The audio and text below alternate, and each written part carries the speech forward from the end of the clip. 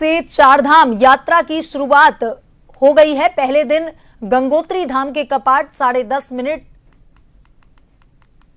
10:30 बजे पूरे विधि विधान के साथ खोले गए। सीएम पुष्कर सिंह धामी ने धाम में पूजा अर्चना की और इस दौरान मंदिर को फूलों से सजाया गया।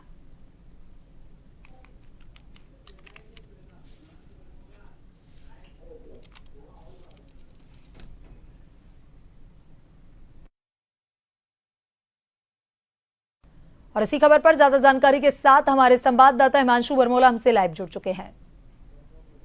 हिमांशु, चारधाम यात्रा का भव्य आगाज हो चुका है। गंगोत्री धाम के कपाट खुल चुके हैं, सीएम भी वहां पहुंचे, श्रद्धालुओं का तांता लगा हुआ है, अपनी बारी का इंतजार श्रद्धालु कर रहे हैं। क्या कुछ अपडेट है, क्या कुछ माहौल वहां पर भक्ति में आपको दिख रहा है, कितनी संख्या में श्रद्धालु? निश्चित रूप से श्वेता, आपको बताना चाहता हूं कि उत्तराखंड में चारधाम यात्रा का आगाज हो चुका है। आज सबसे पहले जो है गंगोत्री धाम के कपाट जो है श्रद्धालुओं के लिए 10:30 बजे अभिजीत मुहूर्त में पूरे विधि विधान के साथ श्रद्धालुओं के लिए खोल दिए गए। इसके बाद कुछ ही मिनटों बाद जो है अब माफ कीजिएगा, यमुनोत्री धाम के जो है कपाट खुलने हैं, यानी कि 11:55 पर श्रद्धालुओं के लिए गंगोत्री धाम के कपाट खोल दिए जाएंगे।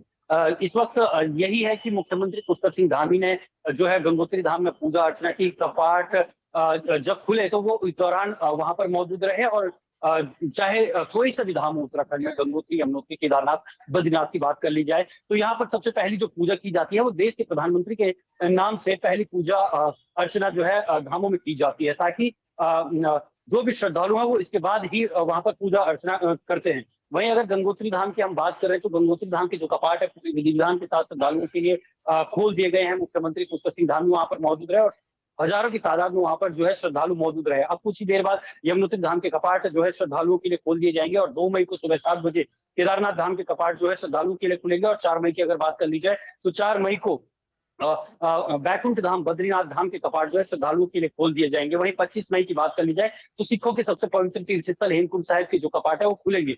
वहीं जो सरकार ने तमाम तैयारियां की थी चारधाम यात्रा को लेकर, वो अब धरातल पर उतरती हुई नजर आएंगी। वहीं सबसे बड़ी बात यह है कि इस बार चारधाम यात्रा में यात्रियों की सुरक्षा को लेकर जो है आतंकवाद निरोधक दस्ते को भी तैनात कर दिया गया है और जगह जगह पर ये जो है दस्ते हैं उन्हें तैनात किया गया है। वहीं सरकार की भी प्राथमिकता यह है कि जो श्रद्धालु हैं उनकी यात्रा सुखद रहे और वो सकुशल उनकी घर वापसी हो। सरकार की यह प्राथमिकता है। शासन प्रशासन भी इस ओर लगातार जो है पहले से लगातार समीक्षा बैठकें कर रहा था और समीक्षा बैठक जो जितनी भी समीक्षा बैठक की अब वो धरातल पर उतरेंगी। वहीं अगर बात कर ली जाए रजिस्ट्रेशन की, तो रजिस्ट्रेशन का आंकड़ा जो ऑनलाइन है वो 22 लाख से अधिक का पहुंच चुका है और लगातार रजिस्ट्रेशन अभी भी जारी है।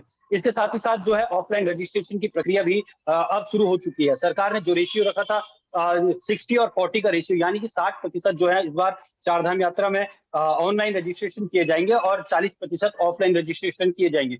ऑफलाइन रजिस्ट्रेशन की बात कर ली जाए तो 4 जगह पर ये ऑफलाइन रजिस्ट्रेशन किए जा रहे हैं। ऋषिकेश और हरिद्वार के साथ साथ गंगोत्री यमुनोत्री धाम जाने के लिए अगर जो विकासनगर वाला रूट चुनते हैं तो उनके लिए विकासनगर और हरबटपुर में सरकार द्वारा ये सुविधा मुहैया कराई गई है, यानी कि लोग उत्तराखंड आकर जो है ऑफलाइन रजिस्ट्रेशन भी कर सकते हैं। हालांकि साफ तौर पर स्पष्ट भी कर दिया गया है कि जो भी श्रद्धालु उत्तराखंड आ रहे हैं और अगर वो किसी धाम जाना चाहते हैं और उनके पास रजिस्ट्रेशन नहीं पाया जाता है तो उन्हें वापस आधे रास्ते से ही भेज दिया जाएगा। तो सरकार इस वक्त सख्त भी है क्योंकि धामों की जो कैरिंग कैपेसिटी है उसको लेकर भी सरकार के सामने चिंता बनी रहती है। केदारनाथ धाम की अगर हम बात कर रहे हैं तो केदारनाथ धाम में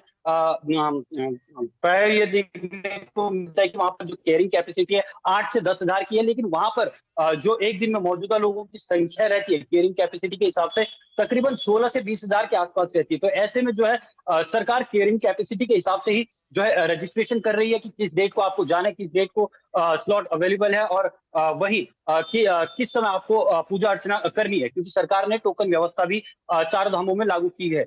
वही चारों धामों के कपाट जब खुलेंगे तो उत्तराखंड में पूर्ण तरीके से जो है चार धाम यात्रा का शुरुआत हो जाएगी। हालांकि आज चारधाम यात्रा की शुरुआत जो है गंगोत्री धाम के कपाट खुलने के साथ हो चुकी है। हालांकि पिछले वर्ष की बात की जाए तो वर्ष 2023 में तकरीबन 56 लाख से अधिक जो है श्रद्धालु उत्तराखंड पहुंचे थे। वहीं वर्ष 2024 की अगर बात कर ली जाए तो 50 लाख से अधिक जो श्रद्धालु हैं वो चारधाम यात्रा के लिए उत्तराखंड पहुंचे। ऐसे में एक बार फिर से ये माना जा रहा है कि उत्तराखंड में जो है श्रद्धालुओं की संख्या में इजाफा होने वाला है। और सबसे बड़ी बात यह है कि चारधाम यात्रा की शुरुआत होते ही जो है उत्तराखंड को जो जब चारधाम यात्रा शुरुआत होती है, तो ऐसे में उत्तराखंड में चारधाम यात्रा की शुरुआत को उत्तराखंड की आर्थिकी की रीढ़ की हड्डी कहा जाता है। तो ऐसे में जो तमाम व्यवसायी हैं, होटलियर्स हैं, जो टैक्सी एसोसिएशन है, उनका भी जो है उनको भी यहाँ पर एक तरीके से 6 महीने के लिए रोजगार मिलता है। तो ऐसे ये चारधाम यात्रा उत्तराखंड के लिए सुखद एहसास लेकर आती है। चारधाम यात्रा की बात कर रहे हैं तो चारधाम यात्रा में कई ऐसे युवक हैं जिनको रोजगार मिलता है। वहीं कई ऐसे लोग भी हैं जो चारधाम यात्रा के तहत अपने ढाबों का संचालन करते हैं। वहीं अगर इस चारधाम यात्रा की अगर बात कर ली जाए तो तकरीबन 4300 से अधिक ऐसे घोड़े संचालक हैं जिनकी आजीविका इस चारधाम यात्रा पर टिकी हुई है और इस चारधाम यात्रा में अपनी सेवाएं देने जा रहे हैं। वहीं अगर इसी तरीके से बद्रीनाथ धाम में जो बद्री तुलसी भगवान बद्री विशाल को चढ़ाई जाती है, तो वहां पर जो निकट गांव है, पांडुकेश्वर है, माणा है या लामबगड़ है, तो वहां पर तकरीबन 800 लोगों की आजीविका जो है माला बना के चलती है। यानी कि जो तुलसी माला जिसे भगवान बद्री विशाल की प्रिया माला कहा जाता है। तो ऐसे में तमाम लोगों की जो आजीविकाएं हैं, जो चारधाम यात्रा से जुड़े लोग हैं, उनकी आजीविकाएं चलती है। जी श्वेता। जी हिमांशु, देखिए चारधाम यात्रा का भव्य शुरुआत गंगोत्री धाम के कपाट खुलने के साथ हो गया है। थोड़ी देर में यमुनोत्री के भी कपाट खुलने वाले हैं। श्रद्धालु भी भारी संख्या में वहां पर हैं और इससे भी अधिक श्रद्धालु अभी पहुंचेंगे। तो सुरक्षा को लेकर के बड़ा सवाल उठता है। सुरक्षा को लेकर क्या कुछ इंतजाम है और साथ ही किसी भी आपदा से निपटने के लिए सरकार कितनी तैयार है?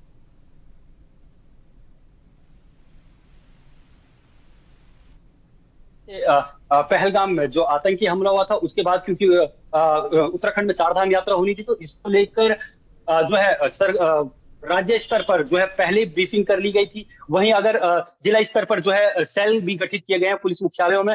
वहीं जो है जो आईजी गढ़वाल हैं, उनको पूरे चारधाम यात्रा का नोडल अधिकारी भी बनाया गया है। इसके साथ ही साथ नोडल अधिकारी भी जो है नियुक्त किए गए हैं। चारों धामों के लिए जो है नोडल अधिकारी भी नियुक्त किए गए हैं। वहीं पुलिस की तरफ से अगर बात कर ली जाए तो आतंकवादी निरोधक दस्ते को भी तैनात कर दिया गया। हर 10 किलोमीटर पर जो है पुलिस का जो है बैरिगेटिंग की जाएगी या चेकिंग की जाएगी। पुलिस ने तमाम अपनी तैयारियां पहले से की हुई हैं, क्योंकि वहीं आपदा की अगर बात कर ली जाए तो आपदा प्रबंधन विभाग द्वारा पहले ही उत्तराखंड में मॉक ड्रिल भी की गई है कि किस तरीके से आपदा के दौरान निपटा जाएगा। क्योंकि चारधाम यात्रा ऐसे समय में होती है जब उत्तराखंड में बरसात का सीजन होता है। तो ऐसे समय में पिछले वर्ष देखने को भी मिला था, तकरीबन 1 माह से अधिक समय तक चारधाम यात्रा रोकनी पड़ी थी सरकार को। तो ऐसे में जो है कई राजस्व की हानि सरकार को झेलनी पड़ी। तो ऐसे में पूरी तैयारियां या समीक्षा बैठक की जो हम बात करते हैं या औचक निरीक्षण जो अधिकारी समय समय पर करते हैं, वो अपनी तैयारियों को लेकर करते हैं। जी सर।